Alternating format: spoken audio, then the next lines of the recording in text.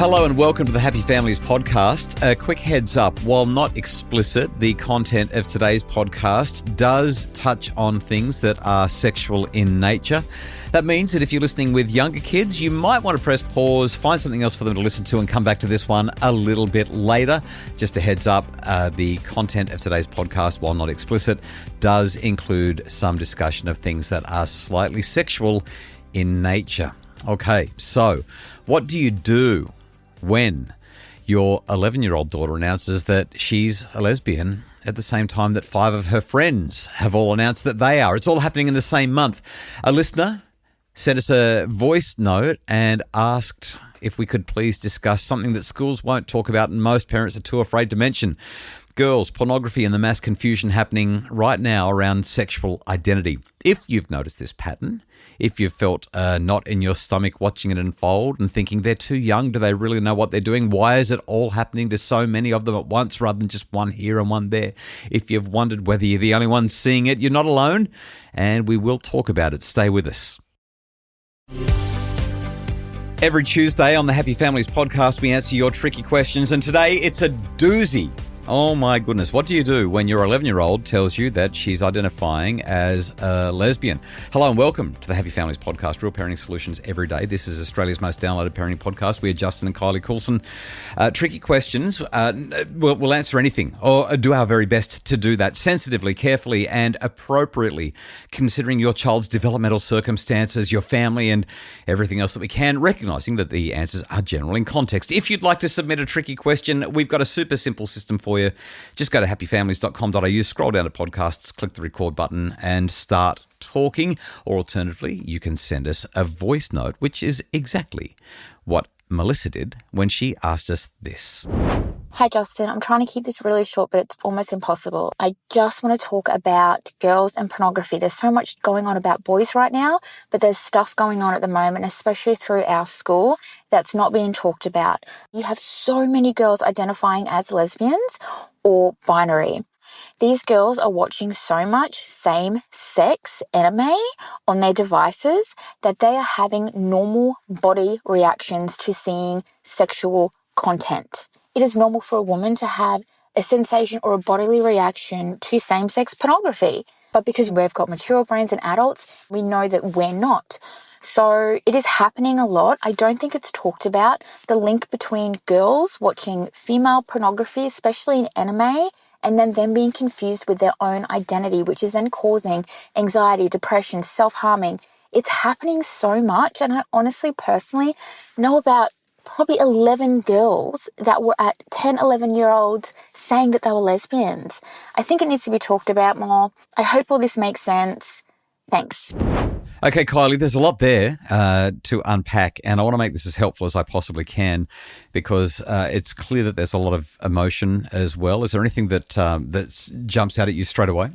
I do love that she's highlighted that there is a lot of emphasis around pornography and boys, and just her acknowledgement that girls are having exposure to this kind of content as well, and just how damaging it is to the way they identify as an individual. Let's take gender out of the equation, let's take preference out of the equation, but just in general, how they see themselves, how they respond to the world, and how they're unable to process it because it's not developmentally appropriate. Yeah, and this is the key thing. There are all sorts of questions and challenges and concerns that we could raise, but fundamentally, when we're talking about 10, 11-year-old girls, it is true that even from a young age, some people will identify with one or another sexual orientation. But at this age, for it to be clustering and for a whole group to be identifying the same way, that is unusual. And that certainly indicates that there's other factors at play. So let's step into this. First off, I want to highlight from just listen to what Melissa says or the way she's asked the question. It really does take courage to address something that a lot of parents are willing to say, I've noticed it, but they feel afraid to discuss. And Melissa is identifying something that research has shown is a real pattern.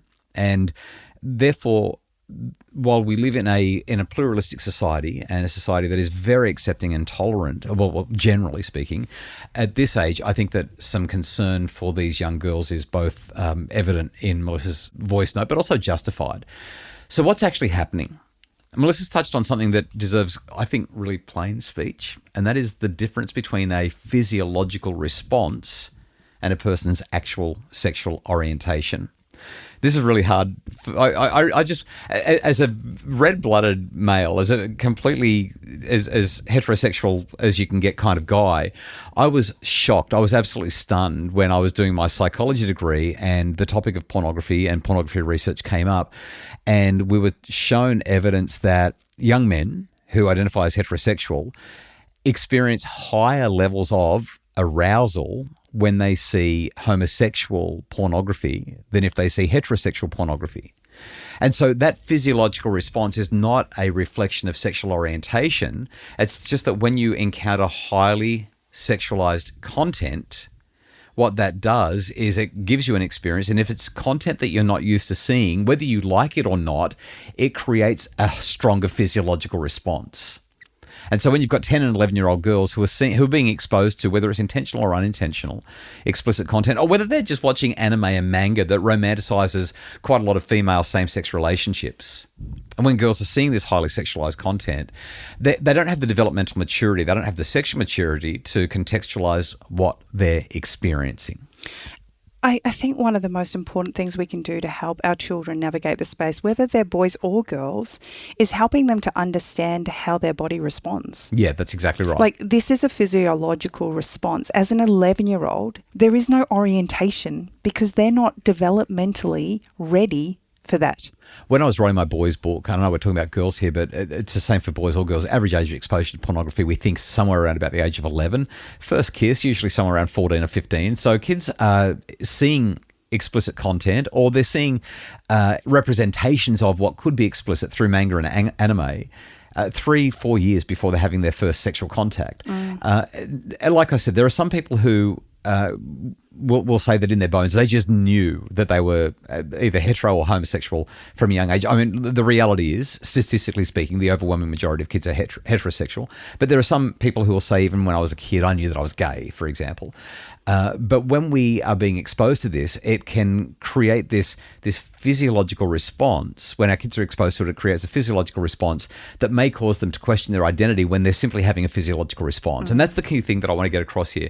I'm not highlighting that anything is right, wrong, good, bad. There's no morality in what I'm saying. I'm simply distinguishing, or wanting parents to distinguish, between the physiological response to the sexual imagery, the autonomic response, and emphasize that it is not diagnostic, it's not predictive. When an 11-year-old experiences arousal from same-sex content and has no framework to understand it, then that may lead to her forming conclusions about her identity, like definitions about her identity. And in the absence of any adult guidance to help her distinguish between curiosity and a physiological response and her actual orientation, she's left to interpret these very complicated feelings in a really unusual context with the understanding of a 10 or 11-year-old. And that's really what my concern is here. This is where I think the problem lies. So I know we're talking about 11-year-olds here, but too many times you hear in cases where there has been some violation taking place and boys will say she wanted it because there was a physiological response present in girls that meant she clearly was turned on. Right. Which isn't the case. Just because your body is producing lubricant, for example, that does not mean that you are necessarily aroused and seeking that like the physiological response and the understanding how our bodies respond to stimulus, regardless of desire. Yeah, really important. Regardless of orientation is so imperative. And as parents, as we're navigating this space where our children are living in a world where they're told they can be anything they want, it is the most mind-boggling place to be as a little kid experiencing the world for the first time, let alone having all of the boundaries now removed. Well, particularly given what some schools are teaching from a sexual education perspective, it can be it's a very, very confusing time. That again, though, that idea of what the body is doing is not a reflection of the desire, the emotional, the psychological side of things. But they don't have the understanding or the experience to recognise that. But that even ties back to what I was talking about with the young men, like adult young men who are exposed to erotic content involving other men, there's no desire there for them. They identify as heterosexual, but there's still a physiological response. And yet some of them may start to go, oh, well, maybe that means that I'm not heterosexual. Not necessarily the case at all. Simply, the body is having an autonomic response, a physiological response that's totally different. Right after the break, I want to talk about what parents can do, why it matters, and also the social contagion element. Stay with us.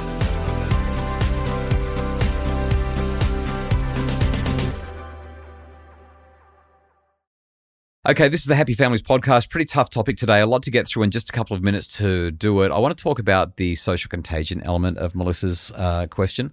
So what we're describing when we see a whole lot of kids clustering with the same diagnosis or the same label, the same this is who I am, the same identity, what we're talking about here is social contagion much more than orientation itself. And so we've got a whole bunch of kids that are prematurely adopting their sexual identity within their friend group. When several girls in a peer group suddenly identify as lesbian or non-binary simultaneously, often around the ages of 10 through to 14, 15, we do need to be honest about what we're witnessing. Now it's true that one or more of them may actually be homosexually oriented rather than heterosexually oriented. But if there is a pattern of unrestricted access to sexualized content, whether it's anime or manga or actually explicit content that's been designed for adult audiences, where there's peer reinforcement, so adopting the identity brings social status or belonging or a sense of specialness. We see a lot of that with some kids who identify as trans. And again, that clusters as well. If there's a lot of adult affirmation, that affirmation approach without any questioning, without any inquiry, adults who are celebrating these declarations without any kind of questioning about what the child actually means and understands. And if there's the absence of any alternative framework. So no one's telling these girls that confusion around sexual identity can be quite normal. They don't need a label, and that childhood's supposed to be a time of not having everything figured out. If you have those 4 or 5 things occurring in that pattern, what you're typically going to see is kids labeling themselves because of a physiological response or because of their curiosity driving them to more and more of that kind of content. I think it's a really important thing to highlight. When I think back to some of the conversations we had with our kids when they were quite young, coming home because they were curious, and one day one of our girls came home and she said, "Mum, 2 of the kids at school were sexing." And I looked at her and I said, "What?" And I was ready to get really worked up about it. And I said, "What's sexing?" And she said, when they're pushing their lips together. And I was like, holy smokes. I was about to launch into this fire hose with all of the massive conversation with her about what it all was. And she didn't need to know because it wasn't. Yeah, and she was way too young to know. And I think that when we're talking about 10, 11-year, and even 12, 13, 14-year-old kids, we actually need to have conversations with them about how and why. And we can talk to them about physical body responses and how our bodies work. Those kinds of conversations are going to really help us to understand where our children are at instead of affirming something that we don't actually know at this point in time. So let's be really explicit about this. This is not about invalidating anyone's genuine orientation. What this conversation is about protecting children from locking into an identity label before they've develop the maturity to understand what those labels really mean, and before they understand the social and the medical pathways that they might be pressured to follow if they adopt those labels. So the anxiety, the depression, the self-harm that Melissa's talking about is often a sign of really significant confusion in children who have been handed these adult concepts through the content that they're viewing and then encouraged to build their identity around them. And then they're all too often left to navigate the psychological consequences completely alone.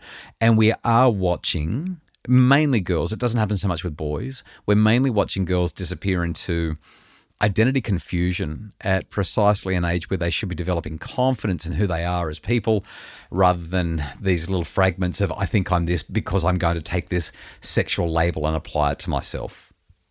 So big topic, heavy conversations. Yeah. But what are parents actually supposed to do? So I always start my response to that question on this topic by talking about screens. We've got to control access to devices and mean it. I mean, we're talking about 10-year-olds and 11-year-olds here. If you have a 10-year-old who has unlimited, unfettered, unmonitored internet access, what you've done is you've given her a door into an adult galaxy with limited supervision. I'm not talking about being controlling. I'm actually talking about being in control. Actually, maybe it is a bit controlling. So we need to make sure that there are parental controls, check them regularly, keep devices out of bedrooms at night, keep screens in common areas. Frankly, if you've got a 10-year-old, she shouldn't have a smartphone. She shouldn't have a smart device. Just, I don't think that it's appropriate, full stop, end of story. You're going to get major pushback and you're going to be told that she's the only one. That's fine. Stand firm, you're the parent. So that's the first thing. Second thing that I would say is if these conversations are happening, you want to have the conversations without judgment, but also without automatic affirmation. The Australian Psychological Society pushes for affirmation, and affirmative response is what they argue for. I think they're wrong. I disagree profoundly with that. You're talking about a 10 or 11-year-old. You're not just going to say, well, if that's what you say, then that's what it is. If your daughter is identifying as lesbian or non-binary, you don't need to panic. You don't need to dismiss it. But you also don't have to automatically say, well, if that's what you say you are, then that's what you are. The current script tells us to celebrate it, to affirm it. I think it's safer to, well, my preference would be to resist initially, but if you're not comfortable resisting, I'd say at least ask questions with genuine curiosity. What does that mean to you? What made you start thinking about this? How long have you felt this way? Have your friends been talking about it too? What do you think being lesbian means? What do you think being non-binary means? And you'll find, just like you found, Kylie, with the sexing versus kissing comment, that what she's saying and what she actually understands are usually going to be two different things. But not only that, it's normal to be curious. Totally. It's so normal to be curious. I remember a conversation we had with our now 22-year-old. She was 6 and she looked at me and she said, I'm never having children. Like, she was dead serious. Never going to happen.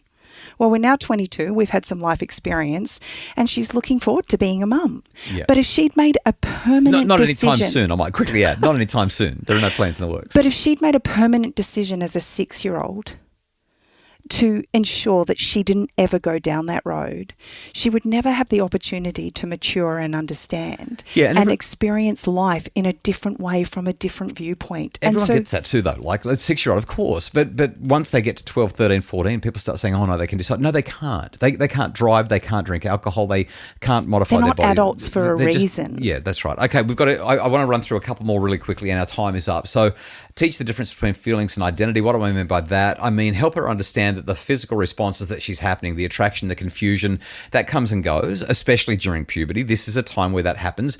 Identity is something that develops over time through, and you used these words before, through lived experience.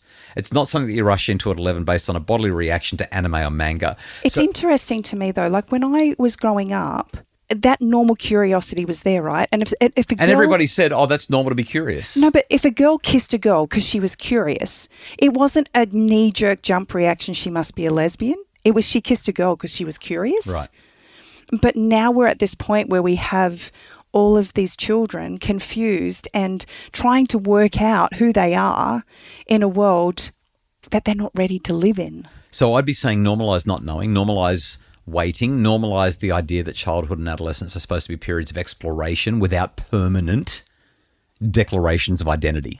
Yeah, we're not saying you are or you are not. Correct. But let's just take some time. Yeah, you don't have to lock it in. Yeah. Lock it in, Eddie. Lock it in. Who wants to be a millionaire? Who wants?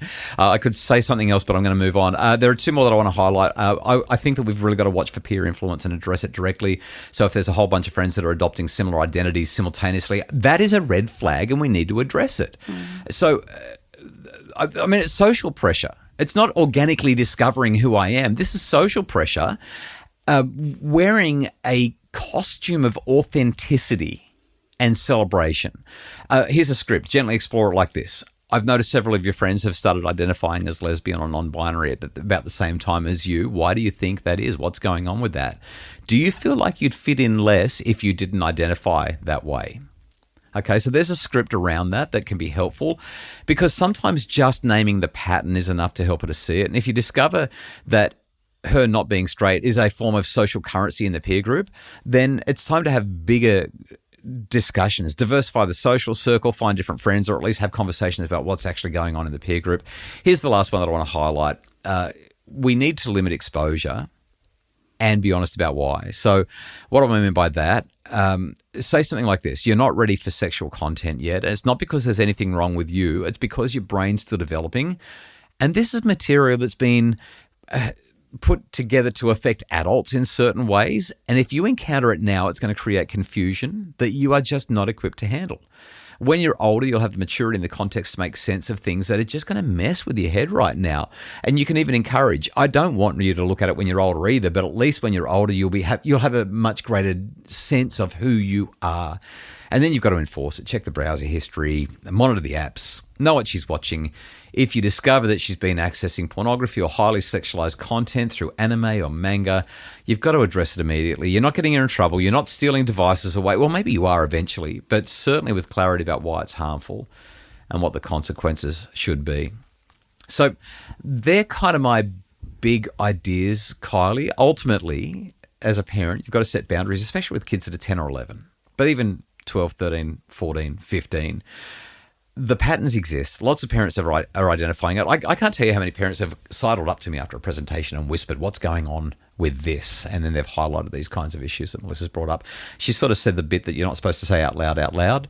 And hopefully we've been sensitive today and also highlighted that we want our children to take their time before they lock in an identity. The girls need parents to be available to have those hard conversations and guide them carefully. We're way over time. We need to wrap it up.